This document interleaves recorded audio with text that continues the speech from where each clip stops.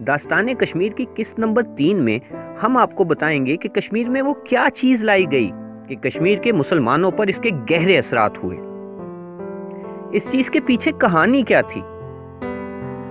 کشمیری ہندو کشمیر سے بد دل ہو کر کیوں کشمیر چھوڑنے لگے، اور کس قسم کے حالات نے جنم لیا جنہوں نے کشمیر اور کشمیری عوام کی بدحالی کی بنیاد رکھ دی۔ یہ سب کچھ موجود ہے داستان کشمیر کی قسط نمبر 3 میں۔ اگر آپ نے اس سیریز کی پچھلی اقساط نہیں دیکھی تو وہ بھی ضرور دیکھیں۔ تو چلیں شروع کرتے ہیں۔ اگر آپ اس سیریز کی تمام اقساط دیکھنا چاہتے ہیں تو چینل کو سبسکرائب کریں اور بیل آئیکن کو کلک کریں تاکہ تمام اقساط آپ کو بر وقت مل سکیں۔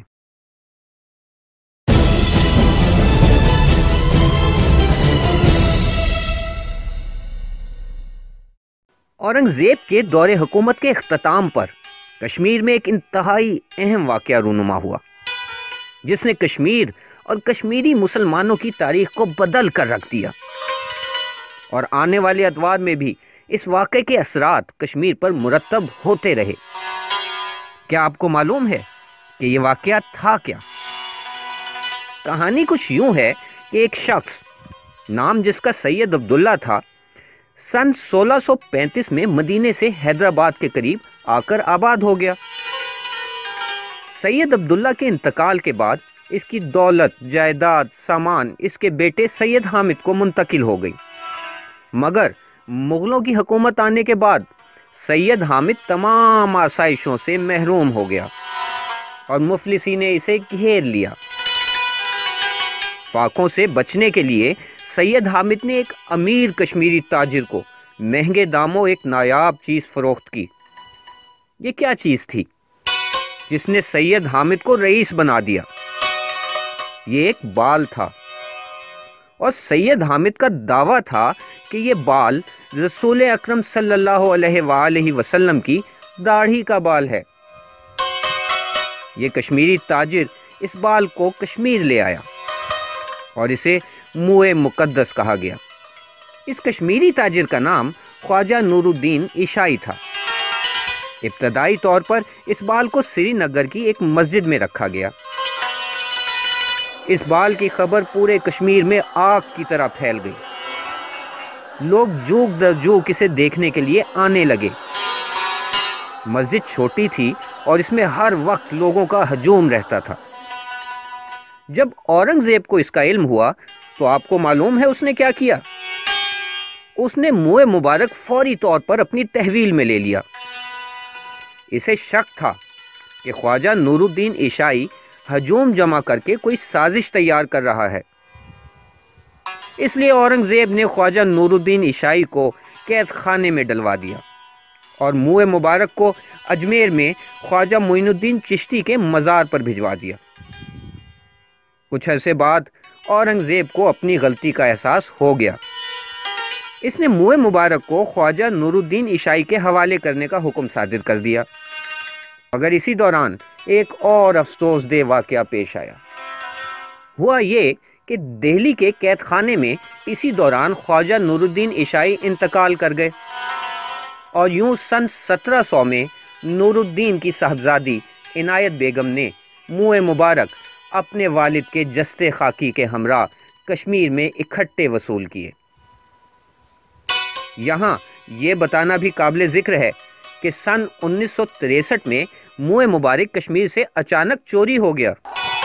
اس پر کشمیری عوام سمیت تمام برِ صغیر کے مسلمان سڑکوں پر نکل آئے اور کوہرام مچا دیا۔ اس وقت کے بھارتی وزیر اعظم جواہر لال نہرو اس واقعے سے شدید پریشر میں آ گئے اور کشمیر کے حالات خراب ہونے لگے۔ البتہ سن 1964 میں خوش قسمتی سے بھارت کی حکومت موئے مبارک کا سراغ لگانے میں کامیاب ہو گئی۔ اب بھی یہ بال کشمیر میں درگاہ حضرت بل پر موجود ہے۔ اکبر کے رویے کے برخلاف اورنگزیب دوسرے مذاہب سے کسی حد تک نفرت کرتا تھا۔ اس کا دور ہندوؤں اور شیعہ مسلمانوں پر سخت مظالم کی وجہ سے یاد کیا جاتا ہے۔ سن 1707 میں اورنگزیب کی موت کے بعد اس کے 3 بیٹوں کے درمیان طاقت کی رسہ کشی اور اورنگزیب کی طبیعت کی مذہبی عدم برداشت حکومت کو لے ڈوبی اور کشمیر کے حالات بتدریج ابتر ہونا شروع ہو گئے۔ 18ویں صدی میں ہندو کشمیر چھوڑ کر جانے لگے۔ جب ایرانی بادشاہ نادر شاہ نے 1738 میں حملہ کیا تو مغلوں کی گرفت کشمیر پر مزید کمزور ہو گئی اور کشمیر کی قسمت کا فیصلہ باہر سے آنے والے حملہ آور طے کرنے میں مصروف عمل ہو گئے۔ ان حملہ آوروں کی ایک لمبی فہرست ہے۔ 1751 میں افغان بادشاہ احمد شاہ درانی نے کشمیر فتح کر لیا۔ اس نے یہاں پہ گورنر تعینات کر دیے۔